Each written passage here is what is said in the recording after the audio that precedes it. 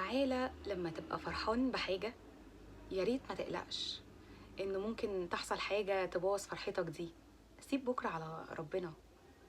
تعالى كمان لما تنجح إنك حققت حاجة معينة، ما تبقاش مغرور بيها.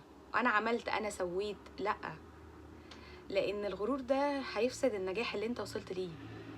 تعالى كمان لما تلاقي حد متفائل إن هيحصل حاجة معينة هو نفسه فيها، بلاش حتة الإحباط ده والتشاؤم، لأ، خليك حد متفائل.